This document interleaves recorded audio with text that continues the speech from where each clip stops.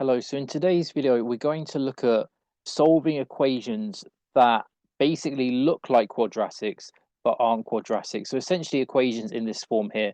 So a times f of x squared plus b times f of x plus c equals 0. So we want to solve these equations, but they aren't quadratics, but they look like quadratics. So these examples here would be decent examples. So this first one here, sine squared plus 4 sine x take away 5 equals 0.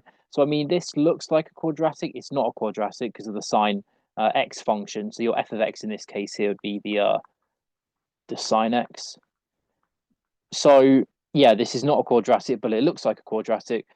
Similar thing with this here. So your f of x in this case would be 2 to the power of x, and we can see that just because this is the function here. So this f of x is 2 to the x there, and 2 to the x squared is the same as 2 to the 2x, because obviously yeah, this number here is just the same as 2 to the x to the power of 2.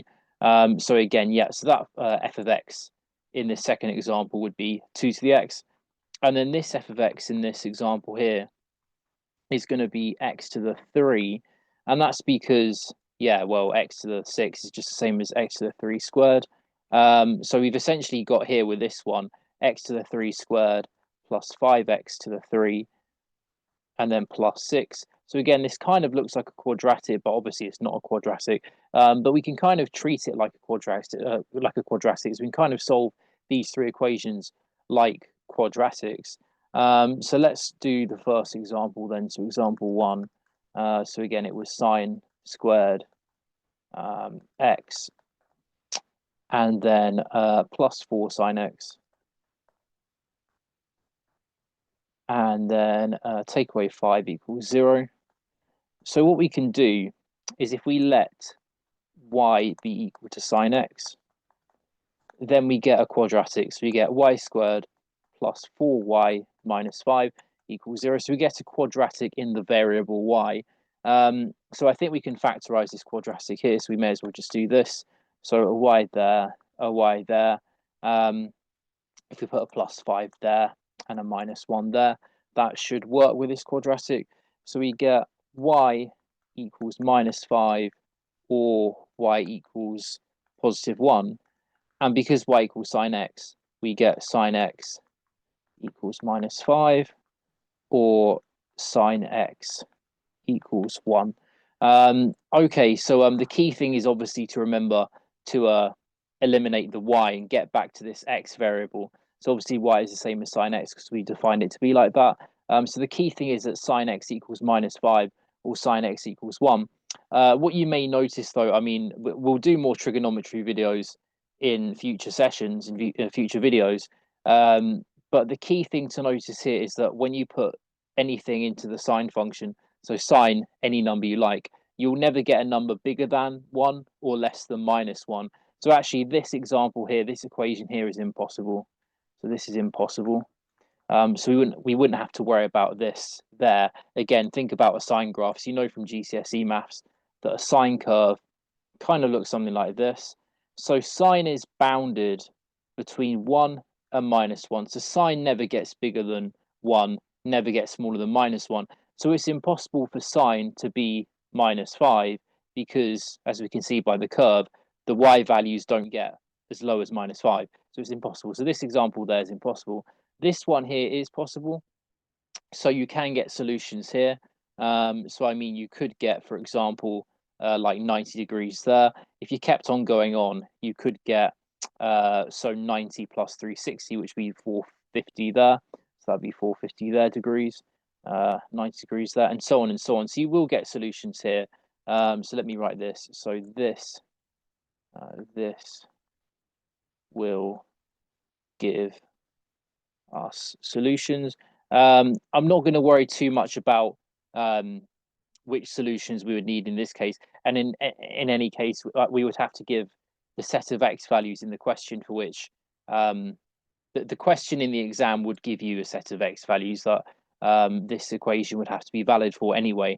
But because I haven't given that in this question, I'm not going to worry about solving this equation here. But the key thing here really is that the sine x equals 1, and we can determine that from this equation there.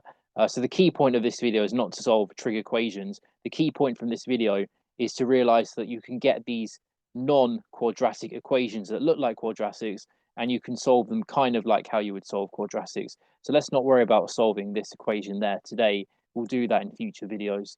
So the second example is this one here. So I'd go to a new page for this one, example 2. So 2 to the 2x, and then subtract 10 lots of 2 to the x, and then finally plus an 8 at the end. So plus 8 equals 0.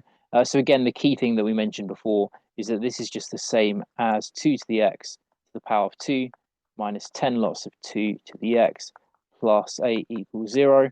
And again, this looks like a quadratic. So what we can do is we can let y be equal to 2 to the x. And if we do that, we get y squared minus 10y plus 8 equals 0. We can factorize this quadratic in y.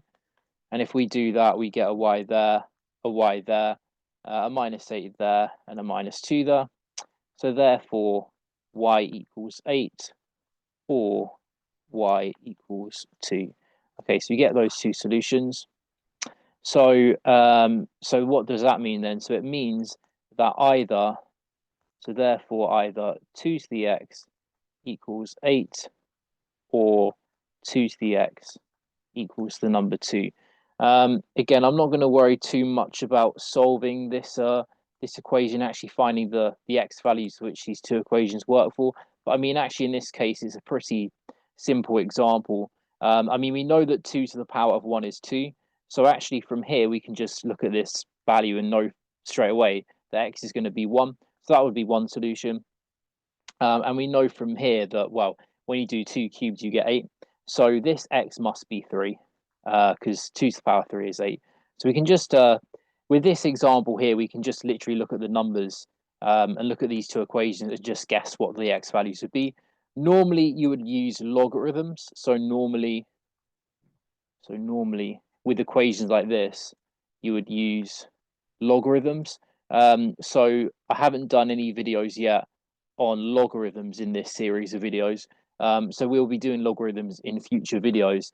So don't worry too much about this now. But usually, if you get these exponential equations, you can use logarithms to find the x values in the powers. But we'll worry about that in future videos. And then this third example here.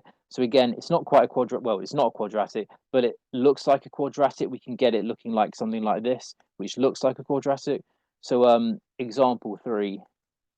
Example 3, we got x to the 6, and it was plus 5x cubed plus 6 equals 0. So again, it looks like a quadratic. We can write it like this. 6 equals 0. So if we just let y be equal to x cubed, then we get y squared plus 5y plus 6 equals 0. We can factorize this quadratic, I think. So if we just factorize it like this, we put the y there, we put the y there. We want to make two numbers that multiply together to make 6 and add together to make 5. Well, that's going to be 3, and that's going to be 2. Okay, so we get those two linear factors there. And then if we just solve the equation, so therefore y is equal to minus 3, or y is equal to minus 2. Y is actually equal to x cubed because that's what we defined it to be. So x cubed is equal to minus 3, or x cubed is equal to minus 2. So our solutions to this equation would be x equals the cube root of minus 3, or x equals the cube root of minus 2.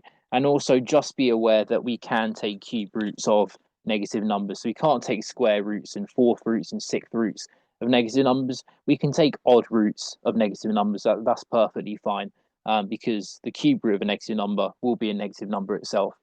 So this is acceptable. So yeah, so the solution to this equation up here would be these two solutions down there. So using quadratic equations, we can actually solve an equation which is not quadratic. Similarly with this example too, again, using quadratic equations and factorizing, we can actually solve this non-quadratic equation in a quadratic fashion. And this one here, again, the same thing. We can solve this trigonometric equation using quadratic factorizing. And I mean, we didn't really solve this one properly because technically with this one here, sine x equals 1, you've got infinitely many solutions. You've got 90, 450, and so on and so on. And also the ones in the negative direction as well. So minus 270. So basically, solutions with a period of 360 degrees. So 90, 450, and so on and so on.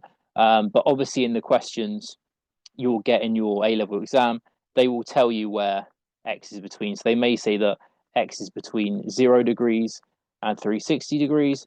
And in this case, the only solution you would get in this case is just 90 degrees, just this solution there, if this was the case. So they will give you the domain of x values in which this equation must hold true for. And it's just a case of checking which x values or x value you need in order for this equation to be satisfied.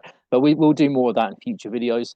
The key point, again, from this video is to realize that if you've got an equation that looks like a quadratic, even though it's not a quadratic, you can use these quadratic techniques to help you get the solution. And that's what you should do in these cases here. So yeah, that's the key point from today's video.